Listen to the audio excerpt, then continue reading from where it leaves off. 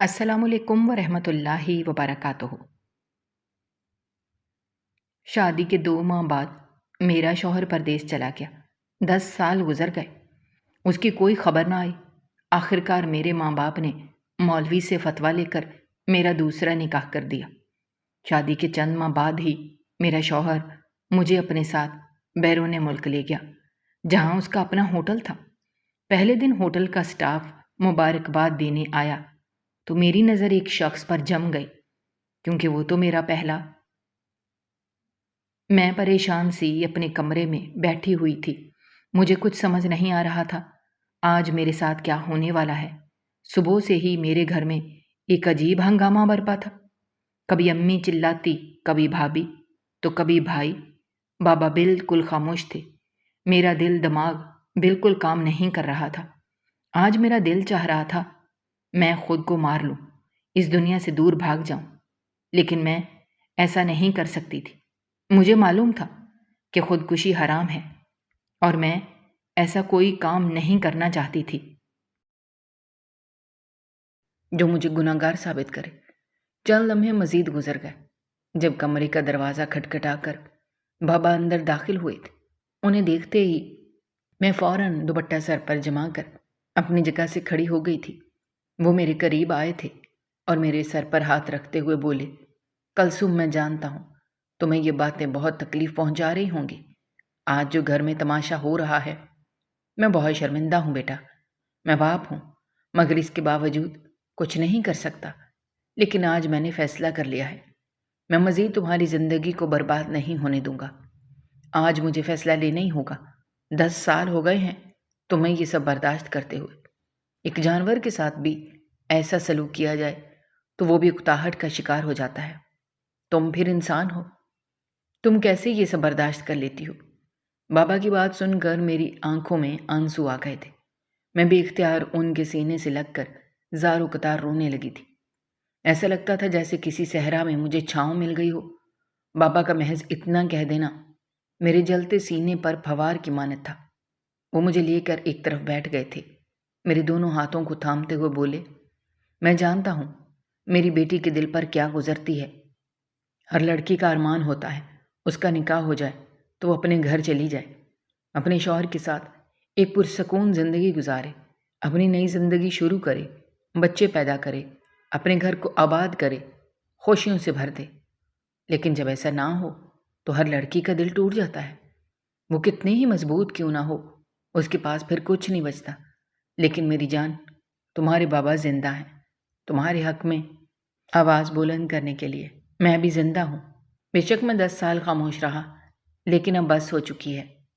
آج تمہاری بھابھی نے آواز اٹھائی ہے، کل کوئی اور کھڑا ہو جائے گا، اور مجھ میں اتنی ہمت نہیں ہے کہ میں اپنی بیٹی کو ایسا سنتے دیکھوں۔ اس لیے میں نے فیصلہ کیا ہے تمہارا دوسرا نکاح کرواؤں گا۔ مجھے نہیں پتا تمہارا شوہر کہاں چلا گیا ہے، کہاں کام کر رہا ہے۔ اگر مجھے ذرا بھی علم ہوتا میں اسے گریبان سے پکڑ کر لے آتا، لیکن اب مجبور ہوں، اسی لیے میں مولوی کے پاس فتویٰ لینے جا رہا ہوں تمہارے لیے۔ میرے پاس ایک بہت ہی اچھا رشتہ آیا ہوا ہے اور اب میں بسم اللہ کروں گا، مجھے تمہاری اجازت درکار ہے۔ بابا کی بات سن کر میں فوراً بولی، لیکن بابا، میرے پہلے شوہر نے مجھے طلاق نہیں دی، یہ نکاح کیسے ہو سکتا ہے؟ اگر وہ آ گئے تو میں کیا کروں گی؟ میرا نکاح تو باطل ہو جائے گا۔ میری بات سن کر بابا بولے، میں مولوی صاحب کے پاس فتویٰ لینے جا رہا ہوں، مجھے یقین ہے ایسا کچھ نہیں ہوگا، تم اللہ پر بھروسہ رکھو۔ یہ کہہ کر وہ کھڑے ہوئے تھے اور کمرے سے چلے گئے تھے۔ میں ان سے یہ بھی نہیں پوچھ پائی تھی کہ بابا، آپ میرا نکاح کس انسان سے کروا رہے ہیں؟ کیا وہ مجھے آباد کرے گا، یا پھر نکاح کر کے وہ بھی مجھے آپ کے گھر چھوڑ جائے گا؟ میرے پاس کوئی سوال نہیں تھا۔ تقریباً آدھے گھنٹے بعد دندناتی ہوئی میری بھابھی کمرے میں داخل ہوئی تھی اور مجھے دیکھتے ہوئے بولی، خدا تمہیں غارت کرے، میری بہن کا نصیب چھیننے جا رہی ہو تم، کبھی سکون نہیں پاؤ گی۔ تمہیں بد دعا دیتی ہوں، تمہارا شوہر اس نکاح کے بعد لازمی آئے گا۔ میری دعا ہے تمہارا نکاح باطل ہو جائے، تم گنہگار ہو جاؤ۔ نکاح ہونے کے بعد باوجود بھی اس پر نکاح کر رہی ہو، تمہیں کیا لگتا ہے تم خوشیوں بھری زندگی گزارو گی؟ یہ رشتہ میری بہن کے لیے آیا تھا، ایسے کیسے تمہارا باپ تم پر یہ رشتہ وار سکتا ہے؟ میں حیران ہو کر اپنی جگہ سے کھڑی ہو گئی۔ مجھے کچھ بھی سمجھ نہیں آ رہا تھا۔ یہ سب کیا چل رہا ہے؟ کون سا رشتہ کس پر وار رہا ہے؟ یہ سب باتیں میرے سر سے گزر رہی تھیں۔ میں کچھ کہتی اس سے پہلے ہی میرے بھائی بھی کمرے میں آ گئے تھے اور اپنی بیوی کو ہاتھ سے تھام کر بولے، یہاں تماشا نہ لگاؤ، اسے کچھ نہیں پتا، بلا وجہ کیوں شور کر رہی ہو؟ اگر یہ رشتہ میری بہن کے نصیب میں ہے، تم کیوں واویلا مچا رہی ہو؟ جبکہ میری بھابھی بولی، ایسے کیسے یہ دوسرا نکاح کر سکتی ہے جب پہلے نکاح سے اس کی طلاق ہی نہیں ہوئی؟ یہ رشتہ میری بہن کے لیے آیا تھا، میری بہن کی شادی ہونی تھی، ایسے کیسے یہ بیچ میں آ سکتی ہے؟ میں کیوں شور نہ کروں؟ اس کو سب پتا ہے، یہ بہت گھنی لڑکی ہے۔ جبکہ میرے بھائی اپنی بیوی کو دیکھتے ہوئے بولے، اگر تم 5 منٹ سے پہلے یہاں سے نہیں نکلی، خدا کی قسم تم میرا وہ روپ دیکھو گی جس کا تم نے کبھی تصور بھی نہیں کیا ہوگا، چلو یہاں سے۔ یہ کہتے ہی وہ انہیں کھینچتے ہوئے لے گئے تھے۔ میرے ہاتھ پاؤں بری طرح ٹھنڈے پڑنا شروع ہو گئے تھے۔ یہ سب کیا ہو رہا تھا؟ میری سمجھ میں کچھ نہیں آ رہا تھا۔ میں بالکل خاموش ہو کر بیٹھ گئی تھی۔ میرا نکاح 10 سال پہلے ایک شخص سے کیا گیا تھا جو بڑے خاندان کا انسان تھا، لیکن نکاح کے بعد ان لوگوں نے رخصتی نہیں لی تھی۔ ان کا کہنا تھا کہ لڑکا پہلے باہر ملک جائے گا، کما کر واپس آئے گا، پھر ہم آپ کی بیٹی سے اس کی رخصتی کروائیں گے۔ بابا اور بھائی نے کافی اعتراض کیا تھا کہ آپ نے نکاح سے پہلے یہ بات کیوں نہیں کی، مگر وہ لوگ بالکل ہی مکر گئے تھے کہ ہمارا ارادہ شروع سے یہی تھا، آپ لوگ اس طرح کی بات اب مت کریں، جو طے ہے وہی طے رہے گا۔ لڑکی کی اگر رخصتی ہو بھی گئی تو کیا فائدہ؟ وہ چھوڑ کر باہر چلا جائے گا اور لڑکے اکیلی رہ جائے گی۔ بہتر ہے جب وہ پراپر طریقے سے پاکستان واپس آ جائے پھر رخصتی کی جائے۔ بابا اور بھائی کو ان کی بات ٹھیک لگی تھی، اس لیے انہوں نے ہاں کہہ دیا تھا، اس بات سے بے خبر کہ وہ شخص 2 یا 3 سال کے لیے نہیں بلکہ ہمیشہ کے لیے چلا گیا ہے۔ میرے بابا اور امی ہر مہینے ان سے بات کر کے میری رخصتی کا پوچھتے تھے کہ آپ لوگ تو بالکل ہی بھول گئے ہیں، رشتے ایسے نہیں چلتے۔ ان لوگوں کا کہنا تھا کہ ہم کیا کر سکتے ہیں، ہمارا بیٹا ہم سے رابطہ ہی نہیں کر رہا، اس کو گئے ہوئے کافی مہینے بیت گئے ہیں مگر اس نے پلٹ کر فون نہیں کیا۔ مجھے بھی گھبراہٹ ہونے لگتی تھی، میں بھی دعائیں مانگتی تھی کہ اے رب مصطفیٰ میرے ساتھ ایسا نہ ہو، میری زندگی کو اس طرح تباہ نہ کرو، مگر یہ باتیں صرف اور صرف باتیں رہ گئی تھیں۔ اس وقت میں صرف 15 سال کی تھی، ایک 15 سال کی بچی جسے صرف اور صرف خوشیاں ہی نظر آتی ہیں، اس کی زندگی کو اندھیرے سے بھر دیا جائے تو اس پر کیا گزرتی ہے۔ وقت اور گزرا تھا اور ٹھیک 3 سال بعد بابا نے ان لوگوں سے 2 ٹوک بات کی تھی کہ آپ لوگ ہمیں صحیح طرح جواب دے دیں کہ آپ کا بیٹا واپس نہیں آئے گا، اور ان لوگوں نے خاموشی سے ہاتھ کھڑے کر دیے تھے کہ اگر وہ واپس آ جائے تو یہ ایک معجزہ ہے، کیونکہ ہم نے بھی امید چھوڑ دی ہے۔ اس نے بیرون ملک جا کر ہم سے بھی کوئی رابطہ نہیں کیا، اگر وہ رابطہ کر لیتا تو ہم لازمی اس سے جھگڑا کرتے کہ یہ کیسا طریقہ ہے رشتے نبھانے کا، مگر وہ رابطہ ہی نہیں کر رہا، ہم خود بے بس ہیں۔ اور اس دن کے بعد میری زندگی میں صرف انتظار لکھ دیا گیا تھا۔ آج میری شادی کو پورے 10 سال بیت گئے تھے، لیکن میرے شوہر کا کچھ پتہ نہیں تھا۔ میرے بابا کو اب میری فکر رہنے لگی تھی کہ میں جوان ہو چکی ہوں، مجھے میرے گھر کا ہو جانا چاہیے، لیکن حالات اتنے پیچیدہ تھے کہ ہم کچھ بھی نہیں کر پا رہے تھے۔ کچھ دنوں سے گھر میں بہت ہنگامہ مچا ہوا تھا۔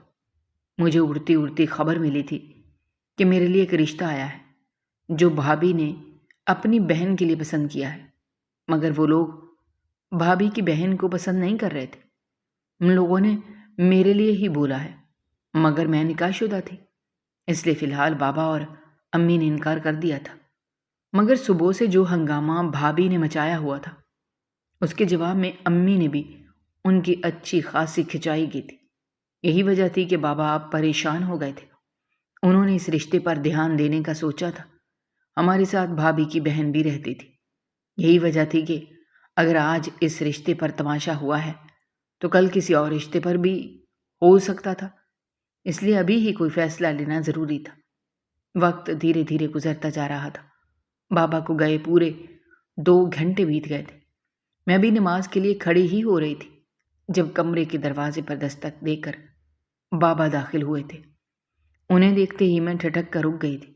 چہرے پر بڑی مسکراہٹ، آنکھوں میں چمک، ہاتھوں میں مٹھائی کا ڈبہ۔ نہ جانے کیوں مجھے انہونی کا احساس ہو چکا تھا۔ وہ میرے نزدیک آئے تھے، محبت سے میرے سر پر ہاتھ رکھا تھا اور مجھے دیکھتے ہوئے بولے، مولوی نے فتویٰ دے دیا ہے، تمہارے شوہر کی کوئی خیر خبر نہیں ہے۔ اب ہمیں نہیں پتا وہ زندہ ہے یا نہیں۔ اب ہم تمہارا دوسرا نکاح کروا سکتے ہیں۔ مجھے امید ہے میری بیٹی اپنے اس نئے رشتے میں خوش رہے گی۔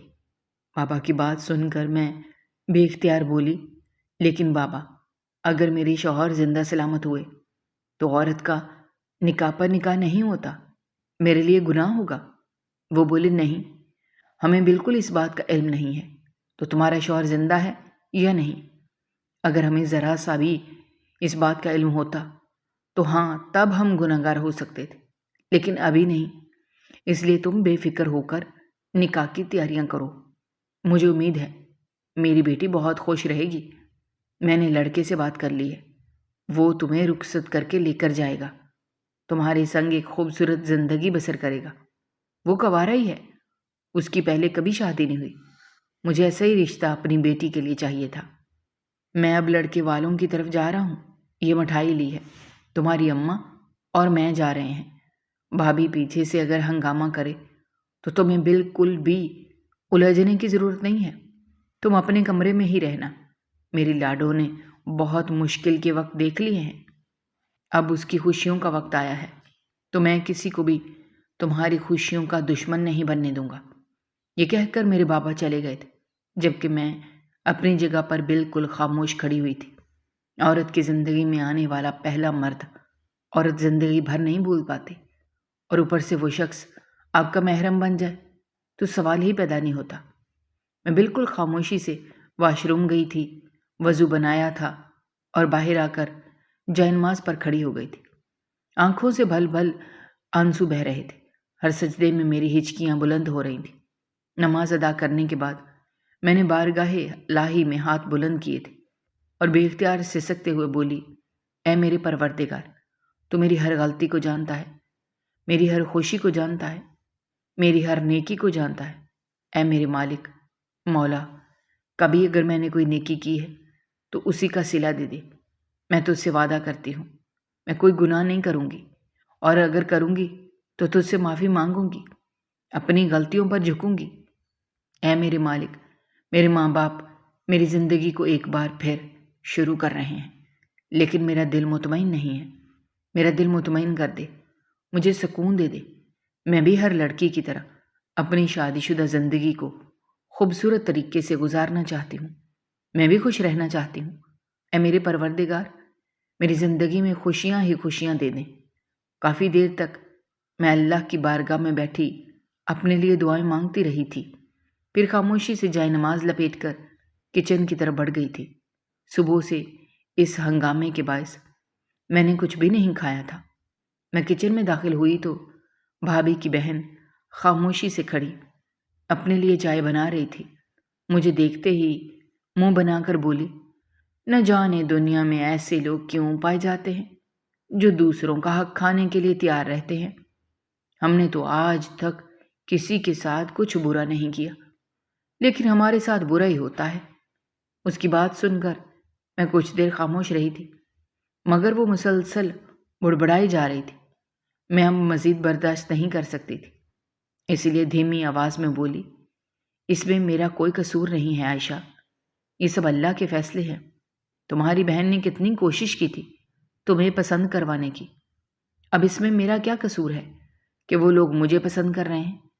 میں مزید کچھ کہتی اس سے پہلے ہی وہ چلا کر بولی، تمہاری اتنی ہمت، تم مجھے بدصورت بولو، ابھی اپنی بہن کو بلا کر تمہارا دماغ ٹھیک کرواتی ہوں۔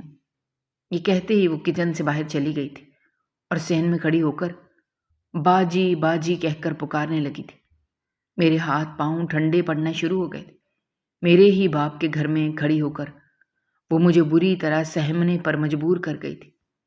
چند لمحے بعد میری بھابھی باہر آ گئی تھی اور اپنی بہن کو دیکھتے ہوئے غصے سے بولی، کیا مصیبت آ گئی ہے جو اتنا شور مچا رہی ہو؟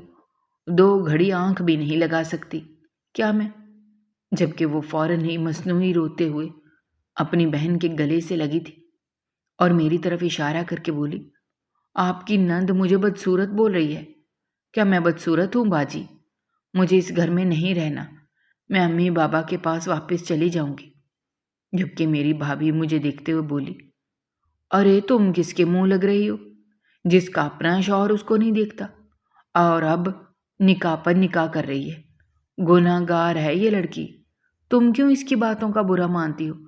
اس کی تو معاشرے میں کوئی عزت نہیں ہے، شوہر کے ہوتے ہوئے اس کی نہیں ہو سکی، تمہیں کچھ بھی کہنے کی اوقات نہیں ہے۔ تم کنواری ہو اور یہ ایک شادی شدہ، دور رہو تم اس سے۔ اور بہن، تم اپنی زبان کو سنبھال لو، اگر اس گھر میں رہنا ہے تو خود کو کنٹرول میں رکھو، ورنہ اس گھر سے تمہیں چلتا کرنے میں مجھے کچھ ہی وقت لگے گا۔ اور ویسے بھی تمہارا باپ تمہارا بندوبست بخوبی کر رہا ہے، بہت جلد تمہارا یہاں آنا بالکل ہی بند کر دوں گی۔ ایک دفعہ تم اس گھر سے نکل تو جاؤ، چلو عائشہ۔ یہ کہہ کر وہ اپنی بہن کا ہاتھ تھامتے ہوئے اپنے پورشن کی طرف چلی گئی تھی، جبکہ پیچھے میں محض گہری سانس لے کر رہ گئی تھی۔ میرے ہی باپ کے گھر میں کھڑی ہو کر وہ 2 باہر کی خواتین مجھے ہی اس گھر میں آنے سے منع کر رہی تھی۔ میں سرد مسکراہٹ کے ساتھ واپس اپنے کام میں لگ گئی تھی۔ کھانا وغیرہ بنا کر میں اپنے کمرے میں آ کر اب امی بابا کا انتظار کرنے لگی تھی اور اللہ سے دعا کرنے لگی تھی کہ واقعی میں اب گھر سے اب چلی جاؤں، کیونکہ میں اور بھابھی اب ایک چھت کے نیچے نہیں رہ سکتے تھے۔ جب سے ان کی بہن اس گھر میں آئی تھی، میرے سکون کو بالکل ہی غارت کر چکی تھی۔ وقت کی رفتار نہ کبھی تھم سکی ہے اور نہ کبھی تھم پائے گی۔ تقریباً رات کے 8 بجے میرے بابا اور امی گھر واپس آئے تھے۔ میں برآمدے ہی بیٹھی ان دونوں کا انتظار کر رہی تھی۔ وہ دونوں گھر میں داخل ہوئے تو میں فوراً ان کی طرف بڑھی تھی، مگر ان کے چہرے کی اڑی ہوئی رنگت نہ جانے کیوں مجھے خوفزدہ کر گئی تھی۔ میں نے امی اور بابا کو سلام بھی کیا تھا، مگر وہ دونوں ہی میرے سلام نظر انداز کیے خاموشی سے اپنے کمرے میں چلے گئے تھے۔ میرے ہاتھ پاؤں بری طرح پھولنا شروع ہو چکے تھے۔ آخر ایسی کیا بات ہوئی تھی جو دونوں اتنا پریشان تھے؟ میں فوراً کچن میں گئی تھی۔ دونوں کے لیے چائے چڑھا کر میں اب اللہ سے دعا مانگنے لگی تھی کہ ایسا کچھ بھی نہ ہوا ہو جو میری تمام امیدوں کو توڑ دے۔ میں واقعی اب اس گھر سے چلی جانا چاہتی تھی۔ اس گھر میں میرے لیے سوائے تانے اور طنز کے کچھ نہیں بچا تھا، اور مجھ میں بالکل ہمت نہیں تھی کہ میں طنز و طعنہ برداشت کرتی۔ کچھ ہی دیر میں چائے بن چکی تھی، جنہیں میں کپ میں ڈالے امی بابا کے کمرے میں داخل ہوئی تھی۔ میں اندر داخل ہوئی تو اگلا لمحہ مزید پریشان کر دینے والا تھا۔ دونوں ہی سر جوڑے بری طرح رو رہے تھے۔ میری جان پر بنی تھی۔ میں نے فوراً چائے کی ٹرے ایک طرف رکھی تھی اور امی کے برابر میں بیٹھتے ہوئے بولی، کیا ہوا ہے؟ آپ دونوں اس طرح کیوں رو رہے ہیں؟ آپ تو رشتے کی بات کرنے گئے تھے، سب خیریت ہے؟ جب اچانک میری ماں مجھے گلے سے لگاتے ہوئے بولی، سمجھ نہیں آ رہا خوشی کے آنسو ہیں یا اداسی کے۔ ان لوگوں نے کل ہی نکاح کے لیے بولا ہے، شادی کے بعد تمہیں اپنے ساتھ بیرون ملک لے جانا چاہتا ہے۔ کچھ وقت تک تمہارے کاغذات تیار ہوں گے، اس لیے وہ کل ہی نکاح کر کے رخصتی مانگ رہا ہے۔ اماں کی بات سن کر میں کچھ دیر بول ہی نہیں پائی تھی، پھر بے اختیار اپنی جگہ سے کھڑے ہوتے ہوئے بولی، میں کیسے انسان سے کبھی شادی نہیں کروں گی جو بیرون ملک سے تعلق رکھتا ہو۔ میری زندگی پہلے بھی برباد ہو چکی ہے، میں دوبارہ اپنی زندگی کو برباد کرنے کا حق کسی کو نہیں دیتی۔ میری بات سن کر میرے بابا بولے، وہ تمہیں کل ہی رخصت کر کے لے جائے گا، وہ کوئی عام انسان نہیں ہے، بہت رئیس ہیں، اچھے گھر کے لوگ ہیں، اور جس سے تمہاری شادی ہم طے کر رہے ہیں اسے میں بہت اچھے طریقے سے جانتا ہوں، بہت نیک لڑکا ہے۔ بابا کی بات سن کر میں فوراً بولی، جانتے تو آپ لوگ کاشف کو بھی تھے، اس نے بھی دھوکہ دے دیا نا، تو پھر یہ کون ہے؟ یہ بھی دھوکہ دے گا۔ میری بات سن کر بابا بولے، ہر شخص ایک جیسا نہیں ہوتا۔ زندگی میں اگر آپ کو آگے بڑھنا ہے تو انسان کو ایک دفعہ رسک لینا ہی پڑتا ہے۔ اس طرح ہمت مت ہارو۔ ہم رشتے کی ہاں بول کر آئے ہیں۔ مجھے کچھ سمجھ نہیں آ رہا تھا اس وقت میں کس طرح کے جذبات ظاہر کروں، خوش ہو جاؤں یا اداس۔ بہرحال میرا یہی حال تھا۔ میں کچھ دیر ابا کے ساتھ بیٹھی رہی۔ وہ مجھے میرے ہونے والے شوہر کی چھوٹی چھوٹی خصوصیات بتا رہے تھے کہ وہ کیسا انسان ہے، اس کا کردار کیسا ہے، وہ اپنے گھر والوں کے ساتھ کیسا رہتا ہے، شادی کے بعد اس کا تمہیں لے کر کیا ارادہ ہے، جبکہ میں صرف ہوں ہاں میں ہی محض جواب دے رہی تھی۔ اس سے زیادہ میرے پاس کچھ بھی کہنے کو نہیں تھا۔ کچھ دیر بعد میں خاموشی سے اٹھ کر اپنے کمرے میں آ گئی تھی۔ دروازہ بند کر کے میں اس کے ساتھ ہی بیٹھتی چلی گئی تھی اور پھر بے اختیار پھوٹ پھوٹ کر رونے لگی تھی۔ کل میرا نکاح ہو جانا تھا اور میں اپنے پہلے شوہر کی قید سے مکمل طور پر رہا ہو جانے والی تھی۔ میرا دل دماغ بالکل کام نہیں کر رہا تھا۔ نہ جانے کیوں ایسا لگتا تھا جیسے یہ سب ٹھیک نہیں ہے۔ دل دماغ بالکل بند ہو چکا تھا۔ تقریباً 1 گھنٹے تک میں روئی تھی۔ پھر ایک بار پھر اللہ کے سامنے ہاتھ بلند کیے بیٹھ گئی تھی اور اس سے رو رو کر اپنے اچھے نصیب کی دعا مانگنے لگی تھی کہ اے میرے پروردگار، کل میری زندگی کا پہلا پڑاؤ شروع ہو جائے گا۔ اے میرے اللہ، جو میرے ماضی میں ہو چکا ہے وہ حال میں نہ ہو۔ میرے شوہر چاہنے والا ہو، مجھے زندگی اور آخرت دونوں کی خوشیاں دے۔ یا میرے مالک، میری زندگی کو ایک بار پھر برباد نہیں کرنا۔ میں دوبارہ اپنے بھائی کے در پر نہیں آنا چاہتی۔ روتے روتے میں کب سجدے میں گئی اور وہیں پر گہری نیند میں سو گئی، مجھے کچھ پتہ نہیں چلا تھا۔ میری آنکھ صبح امی کے دروازہ کھٹکھٹانے پر کھلی تھی۔ میں فوراً ہی ہڑبڑا کر جاگ گئی تھی۔ دروازہ کھولا تو امی سامنے ایک لباس لیے کھڑی تھی۔ وہ اندر داخل ہوئی تھی اور میرے سامنے میرے نکاح کا جوڑا رکھتے ہوئے بولی، صبح صبح تمہارے ہونے والے گھر سے 2 ملازمہ آئی تھیں، تمہارے نکاح کا جوڑا، چپل اور جیولری وغیرہ دے کر گئی ہیں۔ کچھ دیر میں تمہیں تیار کرنے والی بھی آ جائے گی۔ یہ سب تمہارے ہونے والے شوہر کی طرف سے ہے۔ تم اس رشتے سے خوش ہو نا بیٹا؟ میرے پاس کوئی جواب نہیں تھا۔ میں محض سر ہاں میں ہلا کر رہ گئی تھی۔ نہ جانے کیوں مجھے 10 سال پہلے ہوا پورا واقعہ یاد آ رہا تھا۔ میری پہلی شادی، نکاح کے وقت کی خوشی، لوگوں کا ہجوم، ایسا لگتا تھا جیسے میں 10 سال پیچھے آ گئی ہوں۔ مگر جو خوشی اس وقت تھی وہ خوشی مجھے بالکل بھی ابھی محسوس نہیں ہو رہی تھی، بلکہ ایسا لگ رہا تھا جیسے سب کچھ ادھورا ہے، کچھ ایسا جو پیچھے چھوٹ رہا ہے۔ وقت اور تیزی سے گزرا تھا۔ دوپہر 2 بجے 2 لڑکیاں مجھے تیار کرنے میرے گھر آ گئی تھیں۔ انہوں نے آ کر میرے ہاتھوں پر مہندی لگائی تھی، میرا مینی اور پیڈی کیور کیا تھا، چہرے کا فیشیل اور پھر میک اپ کر کے مجھے پوری دلہن بنایا تھا۔ ایسا تیار میں اپنی پہلی شادی پر بھی نہیں ہوئی تھی۔ مجھ پر ٹوٹ کر روپ آیا تھا۔ ایسا لگتا تھا جیسے میں کوئی چاند کا ٹکڑا ہوں۔ میری امی کی نظریں ہی مجھ سے نہیں ہٹ رہی تھیں۔ کئی بار انہوں نے میری نظر اتاری تھی۔ مجھے خود حیرانگی ہو رہی تھی، میں اتنی خوبصورت کیسے لگ سکتی ہوں۔ کچھ ہی دیر بعد بارات آنے کا شور اٹھ گیا تھا۔ مجھے لگا تھا وہ 4 آدمی آئیں گے، نکاح کریں گے اور مجھے لے جائیں گے، مگر ایسا نہیں ہوا تھا۔ وہ اتنے دھماکے کے ساتھ بارات لائے تھے کہ پورا محلہ ہی باہر کھڑا ہو گیا تھا۔ میرا سگا بھائی میری شادی میں نہیں بیٹھ رہا تھا، مگر وہ بھی حیران ہو کر اپنی چھت سے باہر کے مناظر دیکھ رہا تھا۔ ان لوگوں نے اتنی آتش بازی سے پورا آسمان جگمگا دیا تھا۔ ڈھول ڈھماکے سے پیسہ اڑانا، اتنی خوبصورت بارات میں نے زندگی میں اپنے لیے کبھی تصور بھی نہیں کی تھی۔ ان لوگوں کا ویلکم ہم نے بہت اچھے طریقے سے کیا تھا۔ کہنے کو وہ لوگ بہت امیر تھے، ہمارا ویلکم کرنا ان کے لیے بالکل معمولی تھا، مگر ان لوگوں نے ہماری دی ہوئی عزت کو بہت اچھے طریقے سے سنبھالا تھا۔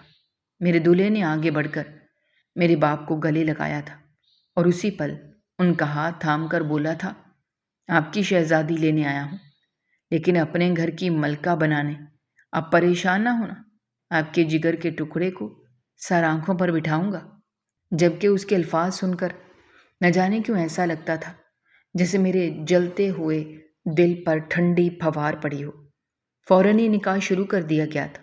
سب سے پہلے مولوی صاحب نے کمرے کے اندر آ کر مجھ سے رضامندی لی تھی اور میں نے سر جھکائے تینوں دفعہ سچے دل سے نکاح قبول کر لیا تھا۔ جو انسان بھری پنڈال میں میرے باپ سے ایسے کہہ سکتا ہے کہ آپ کی شہزادی کو ملکہ بناؤں گا، یہ طے تھا کہ وہ میرا خیال واقعی رکھے گا۔ اس کے بعد جب اس نے قبول ہے بولا، ہمارے گھر میں شور و غل مچ گیا۔ اس کے ساتھ آئے ہوئے اس کے دوست، کزن، گھر والے، اس کی اپنی بہن، بھائی، سب نے بہت شور مچایا تھا۔ مبارکباد کی صدا گھر میں ایسے گونج رہی تھی جیسے ڈھول کی آواز ہو۔ میرا دل اب خوشی سے جھومنے لگا تھا۔ نہ چاہتے ہوئے بھی میرے ہونٹوں پر خوبصورت مسکراہٹ پھیل گئی تھی۔ شاید میرے 10 سال کا صبر آج مکمل ہو گیا تھا۔ نکاح ہونے کے بعد مجھے باہر لایا گیا تھا۔ انہوں نے سب کے درمیان میرا گھونگھٹ اٹھایا تھا۔ سب نے ایک ہی بار میں شور مچایا تھا۔ میں شرم سے مرنے کی دہلیز پر آ گئی تھی۔ مجھے ان کے برابر میں بٹھا کر چھوٹی چھوٹی کچھ رسمیں ادا کی گئی تھیں۔ پھر رخصتی کا شور اٹھ گیا تھا۔ ہم نے کھانے کا انتظام کر لیا تھا۔ میرے بابا زیادہ امیر نہیں تھے، مگر اتنا ضرور کر سکتے تھے کہ اپنی بیٹی کی آئی ہوئی بارات کو بغیر کھانے کی جانے نہ دیں۔ جتنا ہو سکا تھا ہم نے کیا تھا۔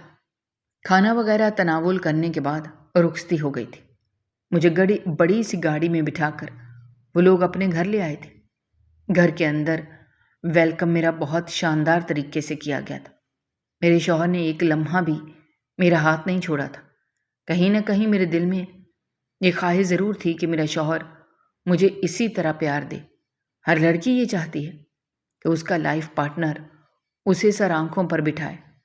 گھر میں داخل ہونے کے بعد میری ساس نے کچھ خاندانی رسومات ادا کی تھیں۔ پھر میری نند مجھے میرے شوہر کے کمرے میں چھوڑ آئی تھی۔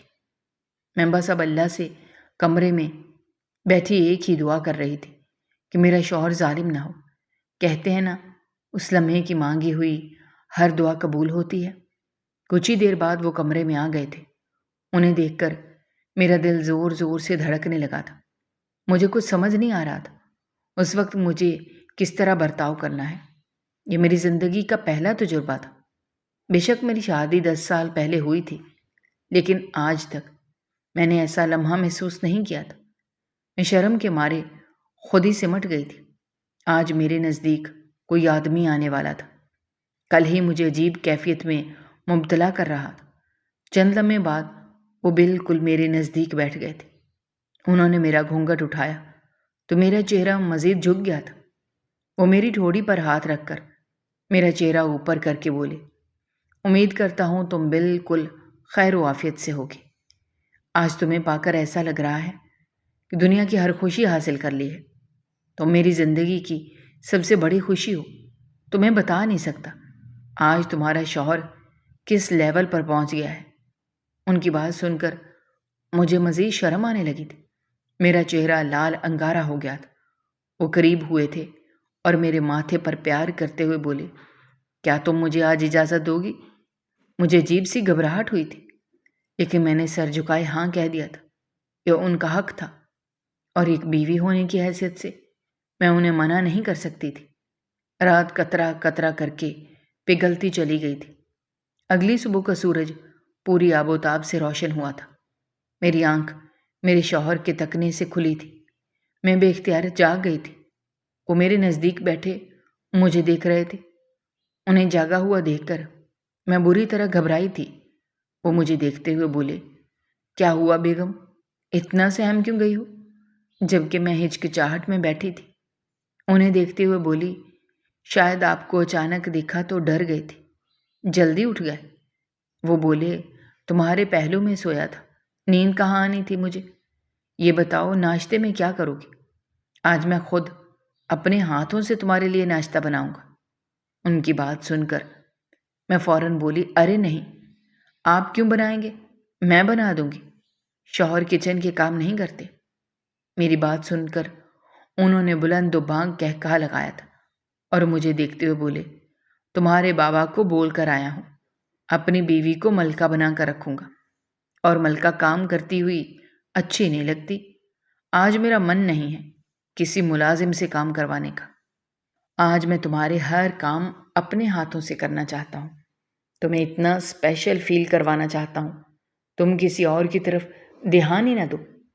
ان کی بات سن کر میرے گال تپ اٹھے تھے، میرا بس نہیں چل رہا تھا میں اسی پل شکر کا سجدہ ادا کروں اور اپنے رب کا ڈھیر سارا شکریہ ادا کروں۔ اس نے مجھے اتنی محبت کرنے والا شخص عطا کیا، لیکن میں جانتی نہیں تھی کہ میرے شوہر کی اصل حقیقت کیا ہے۔ میرے لاکھ منع کرنے کے باوجود وہ میرے لیے ناشتہ بنانے چلے گئے تھے اور میں فرصت سے تیار ہونے میں لگی۔ آج لال رنگ کا انتخاب کیا تھا۔ رات انہوں نے میرے لباس کی بھی بہت تعریف کی تھی۔ ان کا کہنا تھا کہ تم پر یہ لال رنگ بہت جچ رہا ہے، اور یہ بات حقیقت بھی تھی۔ مجھ پر لال رنگ کچھ زیادہ ہی خوبصورت لگتا تھا۔ تیار ہونے کے بعد میں ابھی کمرے سے باہر جاتی جب اسی پل میرے شوہر میرے لیے کھانا لے کر اندر داخل ہوئے تھے۔ انہیں دیکھتے ہی میں فوراً پیچھے ہو گئی تھی، جبکہ وہ ٹرے ٹیبل پر رکھ کر بولے، ذہن نصیب، آج تو آپ قیامت ڈھا رہی ہیں، مجھے غریب کا قتل کرنا ہے کیا؟ ان کی بات سن کر میں ایک بار پھر جھینپ گئی تھی۔ انہوں نے مجھے اپنے ہاتھوں سے ناشتہ کروایا تھا۔ میں تھوڑا حیران بھی تھی، بے شک یہ گھرانہ کافی ماڈرن معلوم ہو رہا تھا، لیکن اصول کے مطابق آج کا ناشتہ مجھے سب کے درمیان کرنا چاہیے تھا۔ ایک دو دفعہ میں نے اپنے شوہر کو بولا، مگر انہوں نے خاص دھیان نہیں دیا تھا۔ ناشتے کے بعد بھی میں نے کئی دفعہ ان کو بولا کہ ہم باہر چلتے ہیں، آپ کی والدہ انتظار کر رہی ہوں گی، میں نئی نویلی دلہن ہوں، میرا مہمانوں سے ملنا ضروری ہے، مگر انہوں نے منع کر دیا۔ تم صرف اپنے شوہر پر دھیان دو، تمہیں کسی پر دھیان دینے کی ضرورت نہیں ہے۔ جبکہ میں اب خاموش ہو گئی تھی۔ یہ بات حقیقت تھی، بے شک مجھے سسرال والوں کے ساتھ بھی رہنا تھا، لیکن سب سے زیادہ مجھے اپنے شوہر کی فکر کرنی تھی، اس لیے میں زیادہ کسی پر دھیان دینا چاہتی ہی نہیں تھی۔ کھانا تناول کرنے کے بعد میرے شوہر نے مجھے تیار کروایا تھا اور باہر لے گئے تھے۔ اس درمیان بھی میں نے ان سے بولا کہ ایک دفعہ اپنی والدہ سے ملنے دیں، مگر انہوں نے ایسا نہیں کیا تھا۔ وہ مجھے لے کر سیدھا پاسپورٹ دفتر آئے تھے۔ ان کا کہنا تھا، میں جلد از جلد تمہارے کاغذات مکمل کرواؤں گا اور تمہیں اپنے ساتھ لے کر بیرون ملک چلا جاؤں گا۔ مجھے یہاں نہیں رہنا، میں تمہارے ساتھ ایک پرسکون زندگی گزارنا چاہتا ہوں، یہاں پر صرف تم اور میں ہوں، اپنی ایک نئی دنیا بسائیں گے۔ میرا دل تھوڑا پریشان ہوا تھا، لیکن شوہر کے آگے میں بالکل بے بس تھی، اسی لیے خاموش ہو گئی تھی۔ وہاں پر ہمیں تقریباً 2 گھنٹے لگے تھے۔ ان کا کہنا تھا کہ ہمیں تقریباً یہاں 2 مہینے مزید ٹھہرنا پڑے گا، تبھی جا کر تمام کاغذات پورے ہوں گے۔ لیکن نہ جانے میرے شوہر نے کس کو فون کیا تھا کہ انہوں نے محض 1 ہفتے کا بولا تھا۔ پھر ہم سیدھا ریسٹورنٹ چلے گئے تھے۔ کئی دفعہ میرا دل کیا میں ان سے بولوں، میں اپنے امی کی طرف جانا چاہتی ہوں، ان لوگوں کو ایک دفعہ مطمئن کرنا چاہتی ہوں کہ میں آپ کے ساتھ خوش ہوں، مگر میں چاہ کر بھی بول نہیں پائی تھی۔ جو شخص میری خاطر اپنے ماں باپ کو نظر انداز کر رہا تھا، اگر میں اس کے سامنے اپنے ماں باپ کا ذکر کرتی تو شاید اسے برا لگتا، اور اگر وہ انکار کر دیتا تو میری جان پر بناتی۔ اس لیے میں چپ رہی تھی، لیکن میں جانتی ہی نہیں تھی کہ وہ شخص میرے دماغ کا حال بھی پڑھ لیتا ہے۔ کھانا تناول کرنے کے بعد اس نے مجھے محض اتنا ہی کہا تھا کہ جب کوئی بات دل میں ہو تو اسے زبان پر لے آیا کرو، میں تمہارا شوہر ہوں، تمہاری ہر خواہش کو پورا کرنا میرا فرض ہے، تمہیں خوش رکھنا میری ذمہ داری ہے۔ ہم ابھی کے ابھی تمہارے امی بابا کے پاس جائیں گے اور ان سے مل کر آئیں گے، تم انہیں اچھی طرح مطمئن کر سکتی ہو اور ان سے کہنا ولیمہ ہم یہاں کر کے ہی جائیں گے، کیونکہ ولیمہ سنت ہے اور میں ہر سنت ادا کروں گا۔ وہ مجھے لے کر امی بابا کے پاس آ گئے تھے۔ ان سے مل کر میں بہت روئی تھی۔ میری ماں نے الگ سے مجھ سے کئی سوالات کیے تھے، اور جب میں نے انہیں اچھی طرح مطمئن کر دیا، انہوں نے میرے شوہر کا بہت شکریہ ادا کیا تھا اور ان کو اس بات سے بھی مطمئن کیا تھا کہ میرے ماضی میں جو کچھ ہوا وہ ماضی ہی تھا، حال میں اس کا کچھ لینا دینا نہیں ہے۔ مگر کون جانتا تھا کہ یہ سب صرف ایک خیال ہے۔ ماضی تو اب سامنے آنے والا ہی تھا، جس سے ہم بے فکر تھے۔ وقت کی رفتار نہ کبھی تھم سکی ہے، نہ کبھی تھم پائے گی۔ ایک ہفتے کے اندر اندر انہوں نے تمام معاملات طے کر لیے تھے اور ہم دونوں سے مل کر بیرون ملک پرواز کر گئے تھے۔ اس درمیان میں نے اپنی ساس سے صرف سلام دعا ہی کی تھی، کیونکہ میرے شوہر اس سے زیادہ مجھے اجازت نہیں دے رہے تھے، اور وہ ایسا کیوں کر رہے تھے یہ میں بالکل نہیں جانتی تھی۔ بیرون ملک لینڈ کرنے کے بعد وہ مجھے سیدھا بہت بڑے گھر میں لے کر گئے تھے۔ میں حیران تھی، یہ گھر کس کا ہے؟ اتنا بڑا گھر میرے سسرال والا بھی نہیں تھا۔ میرے شوہر میرا ہاتھ تھام کر بولے، یہ پورا گھر میں نے تمہارے نام پر کر دیا ہے، تم ہو اس گھر کی ملکہ۔ یہ کہہ کر انہوں نے گھر کی چابی اور کاغذات میرے ہاتھ میں تھمائے تھے۔ میں انہیں دیکھتے ہوئے بولی، کیا آپ اتنے امیر ہیں؟ مگر آپ اتنے امیر ہیں تو آپ نے مجھ جیسی لڑکی کو اپنا ہمسفر کیوں چنا؟ مجھے بالکل یہ بات سمجھ نہیں آ رہی۔ اور آپ مجھے اپنے گھر والوں سے کیوں نہیں ملنے دیتے؟ کوئی اور بات ہے کیا؟ شہزاد میری بات سن کر وہ میرے نزدیک آئے تھے اور میرے ماتھے پر پیار کر کے بولے، میں تم سے بہت محبت کرتا ہوں، اتنی محبت کہ میں اپنی محبت لفظوں میں بیان نہیں کر سکتا۔ میں بے اختیار بولی، آپ نے مجھے کب دیکھا؟ میں تو گھر سے نکلتے ہوئے بھی پردہ کرتی ہوں، کسی شادی میں جاؤں تب بھی پردہ کرتی ہوں، آپ نے مجھے کہاں دیکھ لیا؟ وہ ہلکا سا مسکرائے تھے اور مجھے دیکھتے ہوئے بولے، تمہیں جلد پتہ چل جائے گا۔ خیر چھوڑو، ابھی میں تمہیں پورا گھر دکھاتا ہوں، یہ تمہارا ہے اور تم ہو اس گھر کی ملکہ۔ یہ کہہ کر وہ مجھے پورے گھر کا ٹور دینے لگے تھے، جبکہ میں خوشی خوشی ایک ایک چیز دیکھ رہی تھی۔ دل اتنی شدت سے دھڑک رہا تھا کہ میں اپنی کیفیت کسی کو بتانے کے لائق نہیں تھی۔ ہم تقریباً آدھے گھنٹے بعد فارغ ہوئے تھے۔ میرا بیڈ روم بھی بہت خوبصورت تھا۔ سفر کی اتنی تھکن تھی کہ بستر پر لیٹتے ہی ہم دونوں میاں بیوی گہری نیند سو گئے تھے۔ شام کے وقت میری آنکھ کھلی تھی۔ ارادہ گھر میں ہی کھانا بنانے کا تھا، مگر انہوں نے ہمارے لیے پہلے ہی ٹیبل بک کی ہوئی تھی۔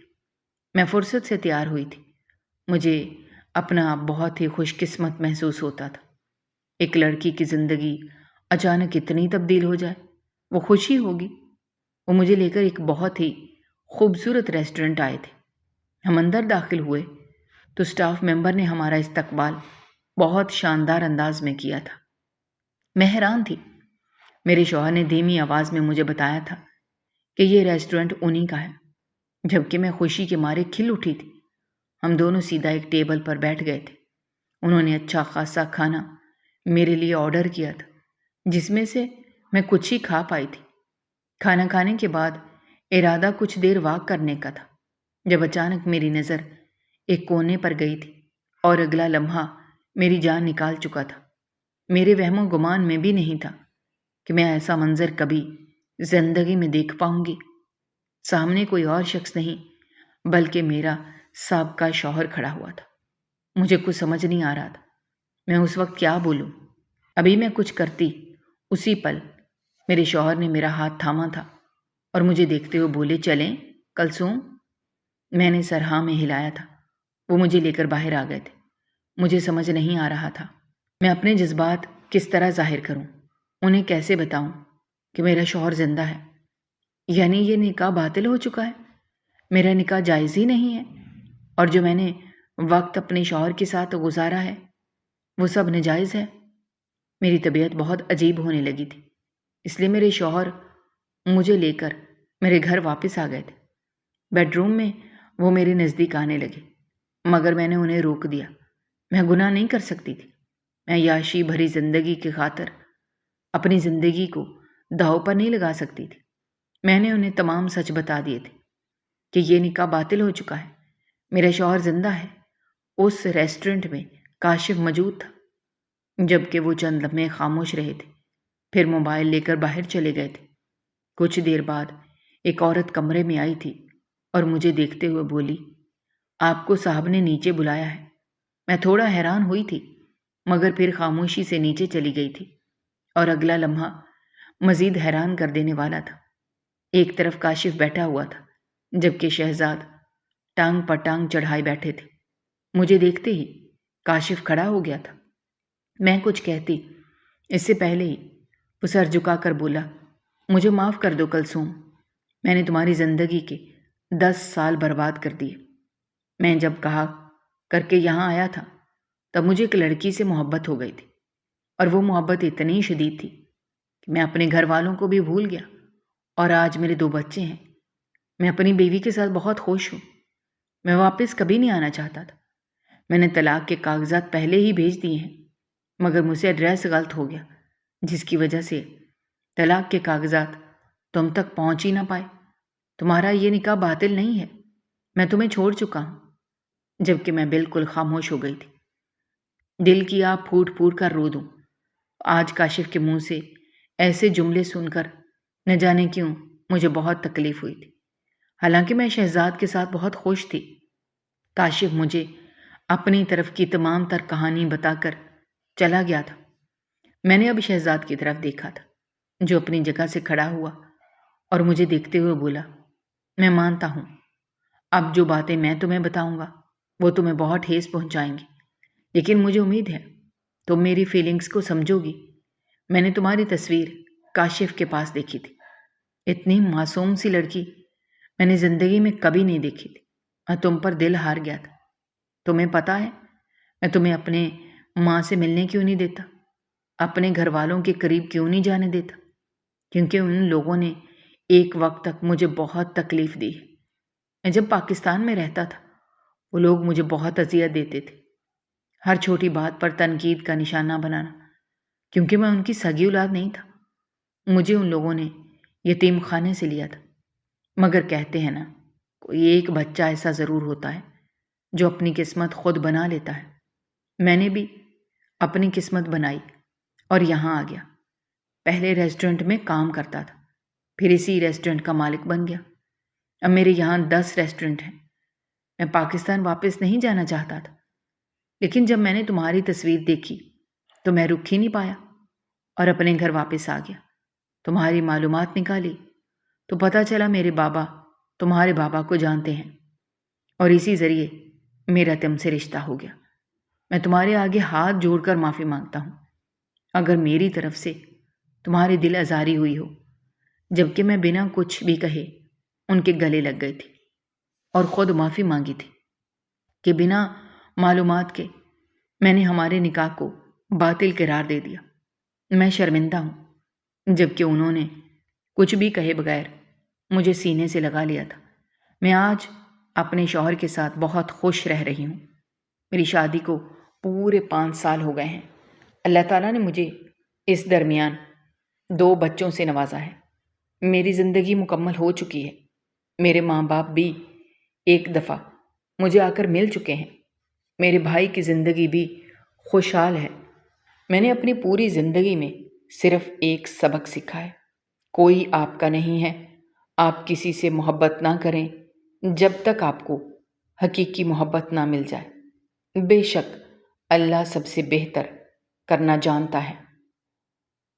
دوستو، ہماری آج کی یہ کہانی آپ کو کیسی لگی؟